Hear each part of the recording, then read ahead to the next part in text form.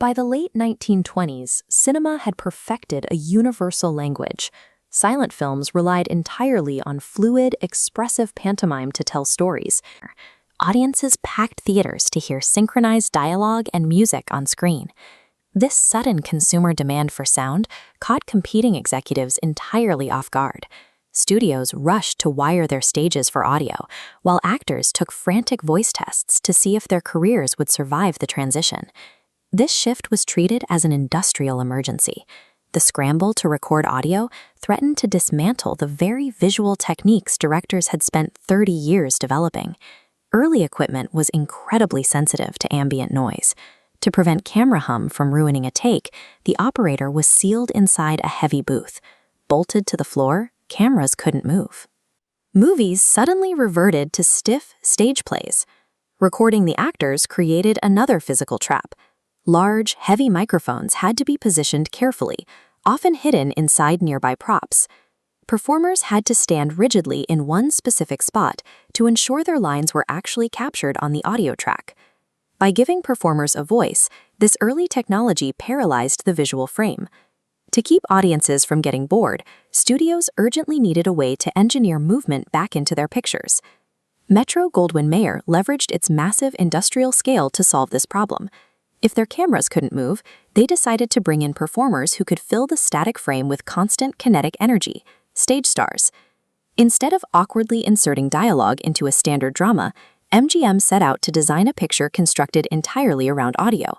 They looked to the relentless pace of live theater to dictate the rhythm of their production.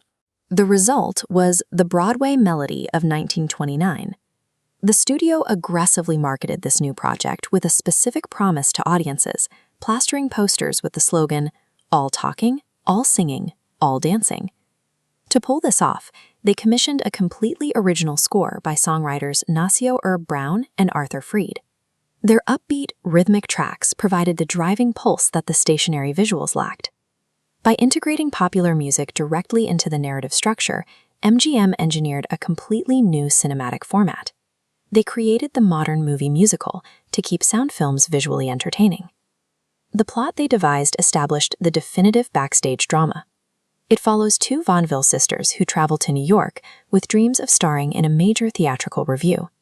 Anita Page played Queenie, defining the archetype of the fragile, naive ingenue who quickly finds herself overwhelmed by the pressures of big city show business. Opposite her was Bessie Love as Hank. She provided the necessary contrast as a fiercely driven, highly protective older sister who sacrifices her own ambitions for the act. The choreography they performed looks rigid today, yet in 1929, the sheer physical thrill of hearing tap shoes strike a floorboard and voices project in real time held audiences entirely spellbound. A romantic triangle, the struggle for theatrical success, and heavily integrated song and dance routines proved highly effective. This specific combination became the rigid structural formula for decades of Hollywood productions. The Broadway Melody generated massive box office returns. The financial data confirmed to every studio executive that synchronized audio was a permanent consumer expectation. This commercial success was followed by institutional validation. At the second Academy Awards, it became the very first sound film to win Best Picture. That single award triggered a chaotic industry reaction. Every competing studio began forcing musical numbers into their shooting schedules, saturating the market with singing pictures, regardless of whether the story required them. The sheer volume of these releases caused rapid audience burnout by late 1930.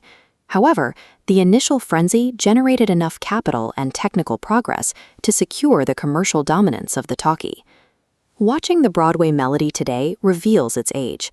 The audio tracks are tinny, the scene pacing drags, and the acting style remains heavily tied to the exaggerated gestures of the silent era.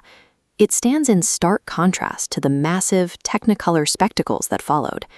By the 1950s, films like Singing in the Rain achieved total visual fluidity, utilizing lighter equipment to move cameras gracefully around the dancers.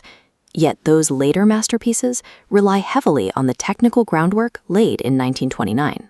The early attempts to marry audio tracks with moving bodies provided the necessary testing ground for audio synchronization.